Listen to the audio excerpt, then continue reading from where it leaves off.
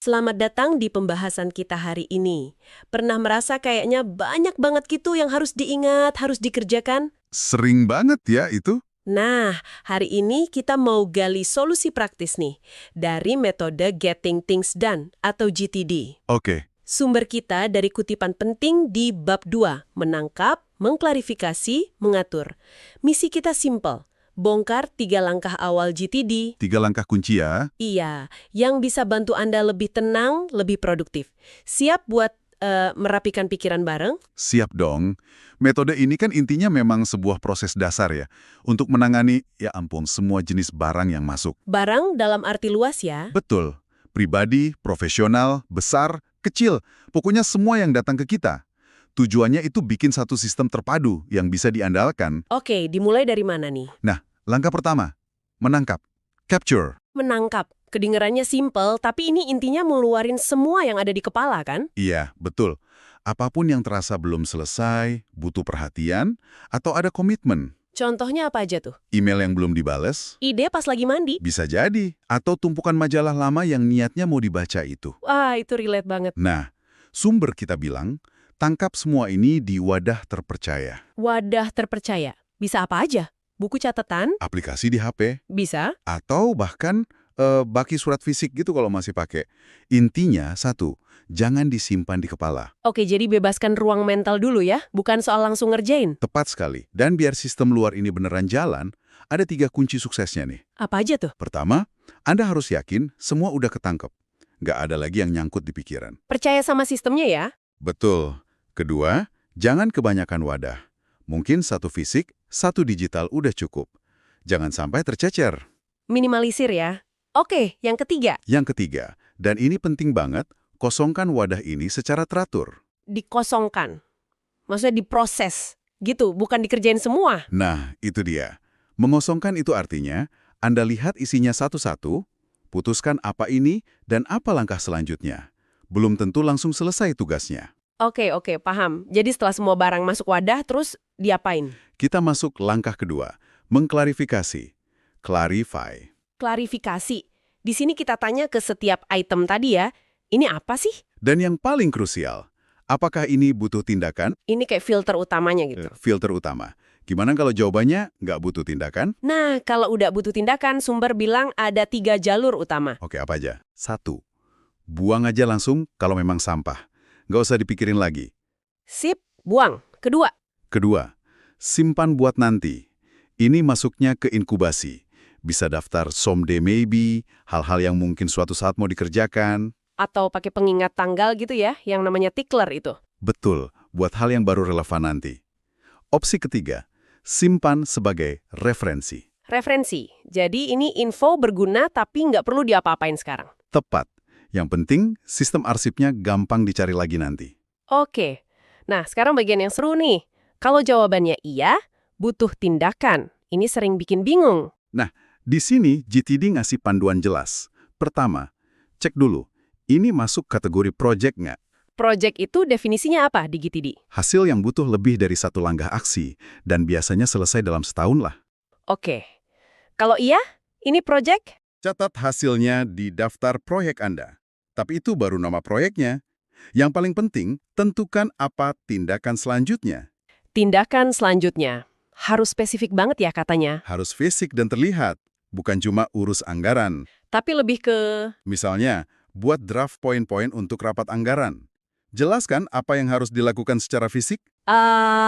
Oke, jelas banget bedanya.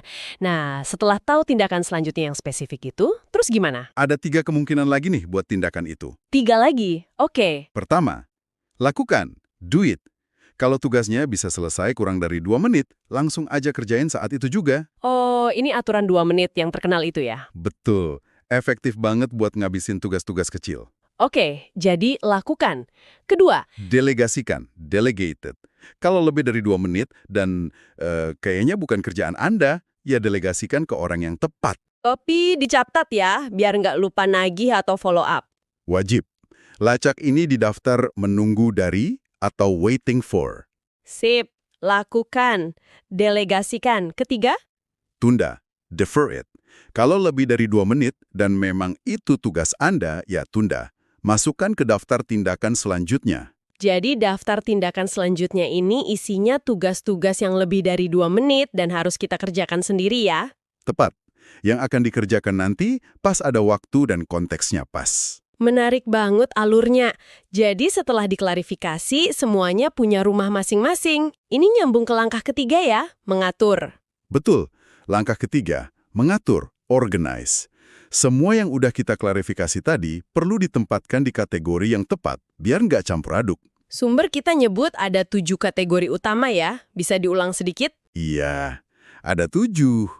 Daftar proyek, materi pendukung proyeknya, item kalender yang ada tanggal waktu spesifik, daftar tindakan selanjutnya tadi, Oke, 4. Terus? daftar menunggu dari, hasil delegasi, materi referensi, info non-aksi, dan daftar someday maybe, ide masa depan. Kenapa sih harus dipisah-pisah serapi itu? Bukannya malah ribet? Justru sebaliknya, sumbernya ngasih peringatan loh, kalau semua ini campur aduk dalam satu daftar panjang, kita bisa mati rasa secara psikologis. Mati rasa? Maksudnya jadi nggak peduli gitu? Atau kewalahan sampai akhirnya sistemnya nggak kita lihat lagi.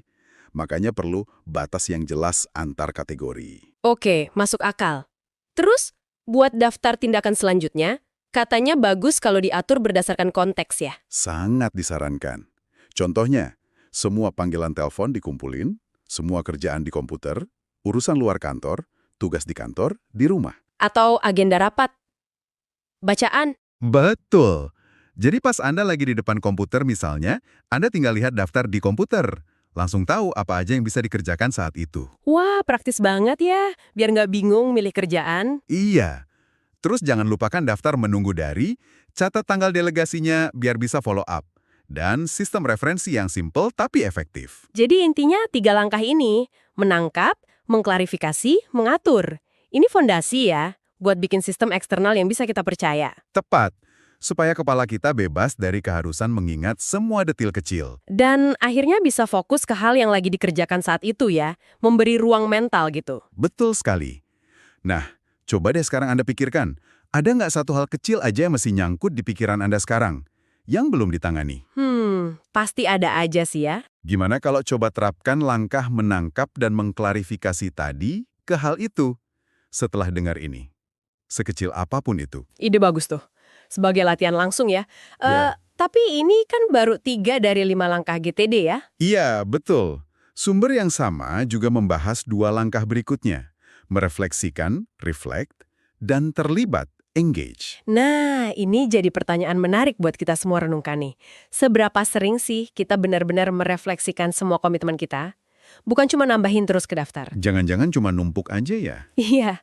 Kira-kira apa ya yang bisa kelewat kalau langkah refleksi rutin ini nggak dilakukan? Mungkin ini jadi bahan pemikiran buat Anda di rumah. Sesuatu untuk dipikirkan lebih lanjut ya. Betul. Oke deh, terima kasih banyak sudah menyimak pembahasan kita kali ini. Selamat datang kembali di Deep Dive kita. Kali ini kita fokus ke 2 langkah terakhir nih dari sistem manajemen alur kerja yang lagi kita pelajari. Merefleksikan dan terlibat. Iya, reflect dan engage. 2 langkah penutup yang bisa dibilang krusial ya. Sumber kita kan catatan ringkas Anda tentang metodologi ini. Misi kita kali ini apa nih? Mungkin menggali gimana sih tinjauan rutin sama pilihan tindakan yang sadar itu bisa bawa kita ke level berikutnya. Betul, dari sekedar ya ngelola tugas biasa jadi benar-benar punya kejernihan dan kontrol penuh gitu. Anda mungkin pernah dengar istilah pikiran seperti air. Nah, katanya sistem ini dirancang buat bantu kita mencapainya. Yuk kita bedah gimana langkah-langkah akhir ini jadi kuncinya. Siap. Oke, langkah keempat itu merefleksikan. Catatan Anda bilang ini tempat keajaiban terjadi. Tapi ini kan bukan sekedar lihat-lihat daftar tugas aja kan? Apa sih yang bikin ini penting banget? Yang paling ditekankan di sini itu tinjauan mingguan atau weekly review. Ini disebut faktor sukses yang paling kritis. Paling kritis ya? Kenapa tuh? Karena tanpa ini, sebagus apapun kita di awal, nangkap, klarifikasi, sistemnya bakal kehilangan relevansi.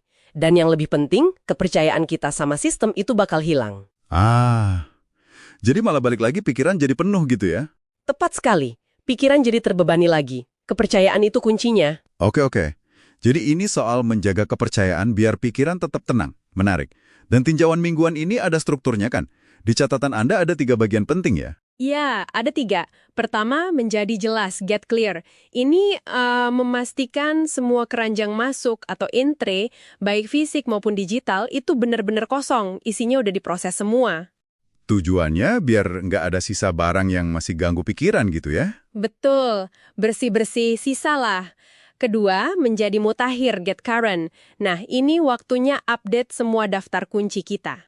Daftar apa aja tuh? Ya, daftar tindakan selanjutnya, kalender, daftar menunggu balasan dari orang lain, daftar proyek. Pokoknya, sistem kita harus update mencerminkan realitas saat ini. Oke, jelas. Terus yang ketiga, menjadi kreatif, get kreatif. Nah ini saya penasaran nih, setelah bersih-bersih dan update semua, gimana caranya biar jadi kreatif di momen ini? Ada tips khusus nggak dari sumbernya? Sumbernya nggak terlalu detail soal teknik spesifik sih, tapi logikanya gini. Waktu pikiran udah jernih dari keharusan ngingat-ngingat detail, terus sistem udah mutakhir, Kapasitas mental jadi lega gitu ya? nah, itu dia. Kapasitas mental kita jadi bebas. Saat itulah kita bisa lihat proyek-proyek besar atau daftar suatu hari mungkin itu dengan kacamata baru. Ide-ide strategis bisa muncul. Jadi bukan dipaksa kreatif, tapi lebih ke menciptakan kondisi yang pas ya? Tepat sekali, menciptakan kondisi biar kreativitas bisa muncul alami. Oke, masuk akal banget. Nah, setelah sistemnya kita percaya, pikiran lebih jernih karena refleksi rutin, kita masuk ke langkah kelima, terlibat atau engage. Ini soal mutusin apa yang harus dikerjain sekarang. Gimana caranya milih dengan bijak di antara banyak pilihan itu? Tujuan utamanya di sini adalah geser mindset. Dari yang tadinya cuma, ya berharap ngerjain hal yang benar, jadi benar-benar percaya diri sama pilihan tindakan kita. Sumber Anda nyaranin beberapa model buat ini. Ada beberapa model ya, tapi fokus ke yang paling praktis aja kali ya buat keputusan sehari-hari. Itu model 4 kriteria kan? Betul, itu yang paling sering kepake di lapangan. Model 4 kriteria. Jadi pas kita lihat daftar kerjaan, kita diminta mikirin. 1. Konteks lagi di mana, ada alat apa aja. 2. Waktu tersedia. 3. Energi tersedia, ini nih yang sering kelewat. 4. Baru prioritas. Gimana model ini bantu kita lawan godaan buat ngerjain yang gampang atau yang paling berisik minta perhatian? Justru karena model ini maksa kita jeda sebentar. Buat evaluasi sadar.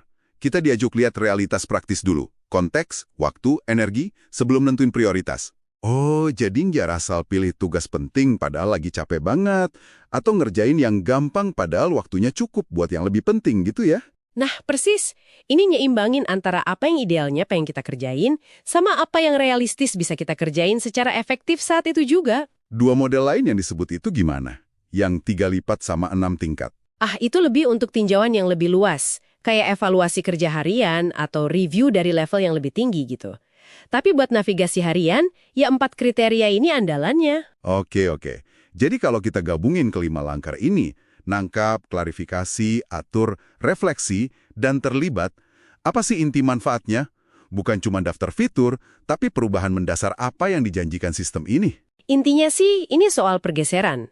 Dari merasa reaktif dan kebanjiran sama semua barang dalam hidup, jadi lebih proaktif dan terkendali. Lebih dari sekedar nyelesain banyak tugas ya? Jauh. Ini tujuannya mencapai kondisi pikiran seperti air itu tadi. Jernih, tenang, responsif. Sistem ini kalau kita konsisten pakainya, jadi kayak otak eksternal yang bisa kita percaya. Maksudnya? Ya, dia yang megang semua pengingat, semua komitmen kita. Jadi pikiran kita bebas dari keharusan juggling informasi terus-menerus. Nah, kepercayaan inilah yang bikin kita jadi jernih, tenang, dan bisa merespon situasi dengan tepat, bukan cuma bereaksi aja. Wah, sintesis yang bagus itu. Mengubah barang jadi tindakan yang terkelola demi ketenangan pikiran. Dan sumber Anda kan bilang ini berlaku universal ya? Nggak peduli budaya atau profesi. Betul, sifatnya universal. Oke deh. Jadi kesimpulan kunci dari deep dive kita kali ini, refleksi rutin, terutama tinjauan mingguan yang krusial, itu digabung sama keterlibatan yang sadar milih tindakan pakai 4 kriteria tadi, konteks, waktu, energi, prioritas, itulah fondasi buat produktivitas sekaligus ketenangan mental. Nah, ini mungkin bisa jadi bahan renungan nih buat Anda yang dengerin berdasarkan materi ini. Coba deh inget-inget, sekarang ini seberapa sering keputusan Anda soal apa yang harus dikerjain selanjutnya, itu benar-benar pakai evaluasi sadar kayak 4 kriteria tadi. Atau, lebih sering karena reaksi aja terhadap hal terbaru atau yang rasanya paling urgent. Pertanyaan bagus tuh. Mungkin ada perubahan kecil yang bisa dicoba minggu ini. Misalnya, cuma nanya ke diri sendiri, energi saya lagi gimana ya sekarang? Sebelum milih tugas. Supaya bisa lebih sengaja terlibat gitu. Iya ya, perubahan kecil tapi dampaknya bisa besar. Oke, pertanyaan bagus untuk direnungkan. Terima kasih sudah bergabung di Deep Dive kali ini. Sama-sama. Sampai jumpa di penelusuran kita berikutnya.